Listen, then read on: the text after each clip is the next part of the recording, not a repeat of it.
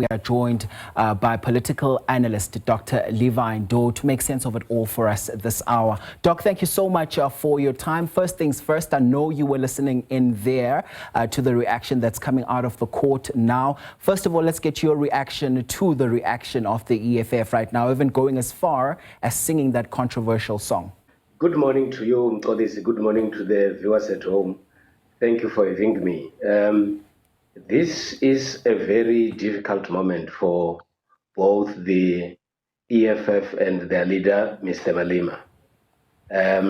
This sentence has got very serious implications on the political future of Mr. Malema and, of course, the direction that the EFF has to take. But quickly, as we look at the response by Mr. Malema, this is the response that I expected from him, to still portray and demonstrate that he remains steadfast. He is organizing his people to still follow the party, the EFF, and of course to use this moment to organize the people of that region to continue supporting the EFF and indeed to ensure that they win in the next local government elections. But what he also did in this speech has been to talk about issues that will be talking to some form of divisions, if they are there, within the EFF. The statement that he made is that there is only one EFF and under the presidency of Mr. Malema.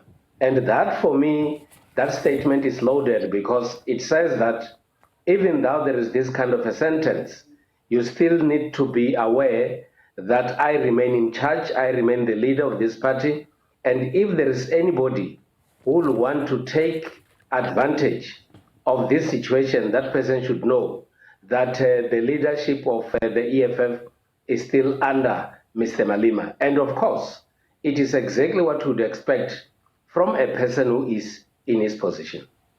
And Doc, we continue to show some of those live visuals because that's still what is happening there outside the court. And beyond the rhetoric, Doc, just how serious is this judgment for Malema as a political leader and for the EFF as an organization? Because I ask this as he's not just a party leader, no, he's also a sitting member of parliament. And what are the possible legal or constitutional consequences of this conviction for his parliamentary career? It is said that this situation that he's facing, he could face a minimum 15-year sentence in prison. And by that only, it will therefore affect his standing as a public representative and indeed as a person sent to parliament by his party, the Economic Freedom Fighters. Since the inception of the EFF, we've only had one leader of the party in the presidency, and that has always been Mr. Malema. So, of course, if that 15-year sentence can be imposed, it could also have implications on the leadership and the direction that the EFF is supposed to take. And of course, my expectation is that beyond the rhetorics that we are observing now, outside the court, the EFF should be sitting down, and indeed the leadership sitting down and try to see how they are going to be able to maneuver this difficult moment, because if such is imposed, it will have serious implications on the party and on the leader himself. Now that you also mentioned the party, Doc, I want us to tap straight into the party dynamics as well as the strategy just moving forward. I mean, the EFF has always rallied behind Malema, and we've seen this. But do you see this moment as a moment that might just perhaps strengthen his hold on the party, having listened to what he just said just a few moments ago, you know, or could it also raise questions about succession and internal stability, perhaps? My view is that the EFF should be able to develop a strategy out of this situation. It is the courts that could have given the EFF and indeed Mr. Malema himself an ammunition to have something to talk about.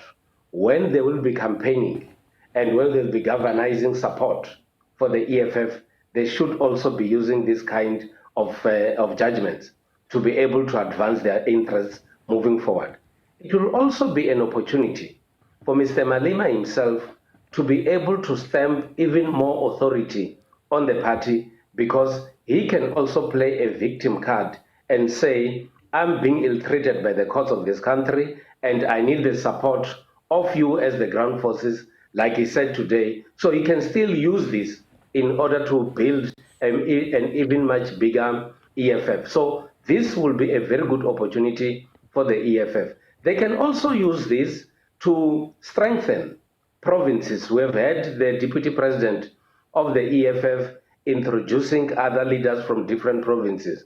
They can use this to strengthen the provinces and indeed the different branches, because when you've got something to talk about, then you are able to easily convince other people to join your party. And say this case does go into appeals, which is highly likely, Doc. How does, fighting on in the courts affect his ability to campaign, especially looking at how he also spoke about the local government elections and how they will continue to hit the ground running on that front? What does this mean about the party being able to effectively run in the upcoming elections? I think what the EFF will have to do would be to play an innocent card, or a card that talks to Julius Malema being victimized and being ill-treated by the state. And that could be a good strategy for the EFF to use, because here is their leader who is being charged, and they must also use whatever means available to discredit and talk bad about the situation that Mr. Malema himself is actually facing.